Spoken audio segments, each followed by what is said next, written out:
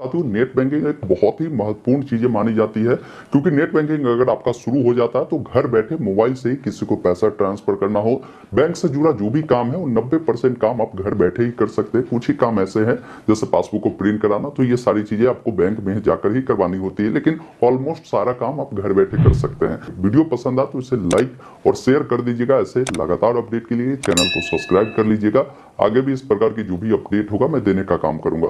फिलहाल अपने स्क्रीन पर चलता हूं, बताता हूं कि कैसे एसबीआई का नेट बैंकिंग आपको शुरू करनी है।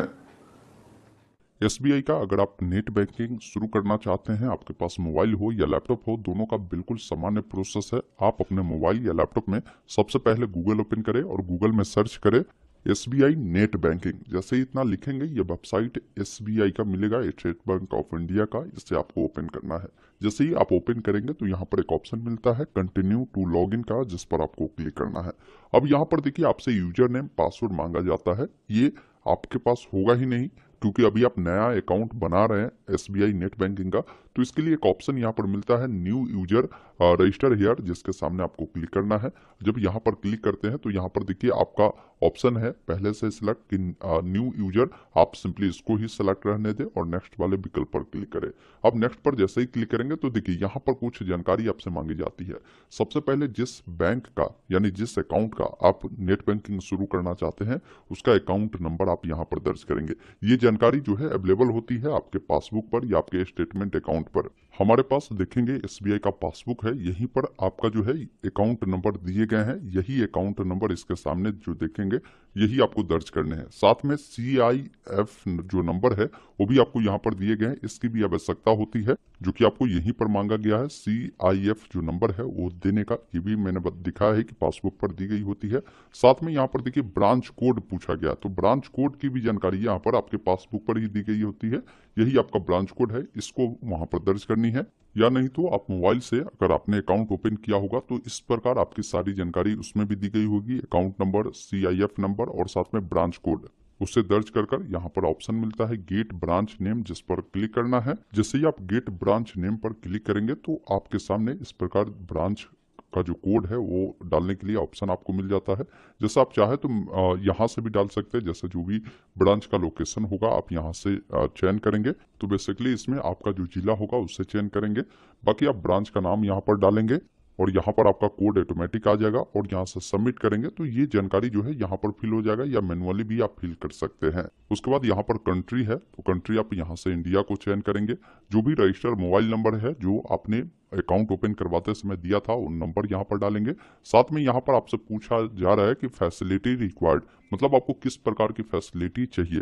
तो यहाँ पर हमेशा ध्यान रखिएगा, आप चाहते हैं कि नेट बैंकिंग से सारे काम आप कर सके तो आपको हमेशा जो है फुल ट्रांजेक्शन राइट का जो ऑप्शन है आपको इसे ही सेलेक्ट करना है।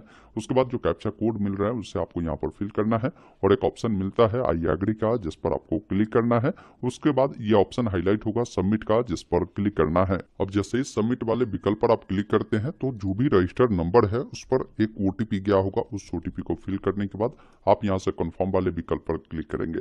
अब ये पूछ रहा है कि नेट बैंकिंग का उपयोग जो है आप किस माध्यम से करना चाहते हैं। आप चाहते हैं ऑनलाइन माध्यम से ही बिना ब्रांच गए करना, तो इसके लिए आपको ATM कार्ड की आवश्यकता पड़ेगी। वही अगर आप चाहते हैं ब्रांच जाना तो आपके पास ATM नहीं भी है तो आपको ब्रांच ही जाना होगा। तो अभी सभी के पास ATM आ ही जाते हैं, तो आपके पास ATM होगा तो फर्स्ट ऑप्शन को चुनने के बाद यहाँ से सबमिट वाले विकल्प पर क्लिक करेंगे। फिर थोड़ा सा वेट करेंगे, इस प्रकार दिखाएगा कि ये आपका कार्ड का नंबर है, ये कार्ड आपके नाम से एक्टिव है। अब इसी कार्ड की मदद से आपको जो है आगे की प्रक्रिया करनी है। तो इस कार्ड को यहाँ से सेलेक्ट कर आपको कन्फर्म वाले विकल्प पर क्लिक करना है। बाकी कार्ड नंबर आपको देखने को मिलता है। कार्ड किनके नाम से है तो आपका जो भी नाम है अपना नाम लिखेंगे। कार्ड पर ही देखेंगे तो आपका मंथ ईयर मिलता है जो कि एक्सपायरी डेट होता है। उसके बाद ATM का जो पिन होगा वो देना है। साथ में यहाँ पर जो कैप्चा कोड है उससे डालकर प्रोसीड करेंगे। इस प्रकार देखेंगे आपका डेबिट कार्ड वैलिडेशन की जो प्रक्रिया है वो सक्सेसफुल कंप्लीट होता है। अब यहाँ पर क्या है कि आपको एक ऑप्शन यहाँ पर मिलता है क्लिक हेयर का, उस पर क्लिक करें या ऑटोमेटिक जो है ये आपको इस पेज पे रिडायरेक्ट करेगा। अब यहाँ पर आपको यूजर नेम बनाना है, तो जो भी यूजर नेम आप रखना चाहेंगे उससे आप यहाँ पर डालेंगे और चेक यूजर नेम एबिलिटी पर क्लिक करेंगे। इस प्रकार अवेलेबल रहेगा तो दिखाएगा अवेलेबल है। अगर वो अवेलेबल नहीं जाएगा तो आप उससे चेंज भी कर सकते हैं। उसके बाद यहाँ से आई एक्सेप्ट करना है टर्म एंड कंडीशन को। साथ में न्यू लॉगिन जो पासवर्ड आप रखना चाहते हैं उससे आपको सेट करना होगा और उससे दोबारा से डालना है। पासवर्ड आप थोड़ा सा स्ट्रॉन्ग बनाएं जिसमें आप एबीसीडी का कोई भी बड़ा अक्षर, छोटा अक्षर, कोई भी सिंबल, कोई भी अंक इस प्रकार का उपयोग करें, वो स्ट्रॉन्ग होगा। उसे दोबारा से डालकर सबमिट करें। इस प्रकार देखेंगे सक्सेसफुली आपका जो नेट बैंकिंग का रजिस्ट्रेशन है वो कंप्लीट हो चुका है। अब सिंपली यहाँ से क्लोज वाले विकल्प पर क्लिक करेंगे। उसके बाद आप यहाँ पर आएंगे, एक ऑप्शन मिलता है कंटिन्यू टू लॉगिन का, जिस पर क्लिक करना है। अभी आपने यूजर नेम जो बनाया है उससे यहाँ पर डालेंगे, जो पासवर्ड अभी आपने सेट किया है उससे आप यहाँ पर डालेंगे, जो कैप्चा कोड आपको मिल रहा है उसे यहाँ पर फिल करेंगे, फिर लॉगिन वाले विकल्प पर क्लिक करेंगे। फिर आपके नंबर पर ओटीपी गया होगा, ओटीपी को फिल कर आप सबमिट वाले विकल्प पर क्लिक करेंगे। इस प्रकार आप लॉगिन होते हैं जहां पर आपको नाम देखने को मिलता है। अब यहाँ पर क्या है कि आपको प्रोफाइल पासवर्ड डालना होगा, अब उसे सेट करना होगा। प्रोफाइल पासवर्ड तब काम करेगा जब कभी भी किसी को अगर पैसा आप ट्रांसफर करेंगे तो उस समय आपसे प्रोफाइल पासवर्ड मांगा जाएगा, तो जो भी पासवर्ड आप रखना चाहेंगे उसे डालेंगे। इसमें भी विशेष रूप से ध्यान रखेंगे कि ये भी पासवर्ड स्ट्रॉन्ग बना है, जिसमें एबीसीडी का कोई भी बड़ा अक्षर, छोटा अक्षर, कोई भी अंक, कोई भी सिंबल, उससे जरूर उपयोग करें, क्योंकि ये पासवर्ड सब कोई देखे नहीं और किसी को बताया भी नहीं, क्योंकि अगर वो लॉग इन कर ये सारी ट्रांजेक्शन करेगी तो फिर आपके लिए ही दिक्कत हो सकता है। तो जो भी पासवर्ड आप देंगे उसे दोबारा से डालेंगे। अब भविष्य में कहीं पासवर्ड आप भूल जाते हैं तो यहाँ से कोई भी एक हिंट क्वेश्चन रखेंगे, तो इसके मदद से आप आसानी से रिकवर भी कर सकते हैं पासवर्ड को। जैसे आपका हो सकता है कोई फेवरेट वेबसाइट हो, कोई बच्चा में आपका फेवरेट बुक रहा हो, ये सारी चीजें हैं, आप उसे चुनकर उसका जो आंसर है देंगे। साथ में प्लेस ऑफ बर्थ बताएंगे कि आपकी जन्म कहाँ हुई है, उस जगह का नाम बताएंगे और सबमिट वाले विकल्प पर क्लिक करेंगे। इस प्रकार देखेंगे आपका जो प्रोफाइल पासवर्ड है वो भी सक्सेसफुली आपका कंप्लीट हो चुका है। अब आप आगे की सारी प्रक्रिया आप नेट बैंकिंग की मदद से कर सकते हैं। एक ऑप्शन मिलता है go to account summary page, जिस पर आप क्लिक करेंगे। उसके बाद यहाँ पर आपका अकाउंट नंबर शो करेगा। साथ में अगर बैलेंस देखना है तो अवेलेबल बैलेंस के सामने क्लिक करेंगे तो जो भी बैलेंस होगा वो देखने को मिलेगा।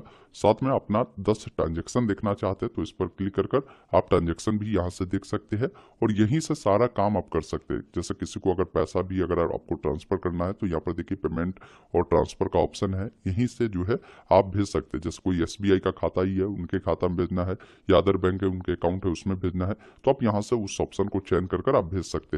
तो ये सारी चीजें नेट बैंकिंग की आपको बेनिफिट मिल जाती है।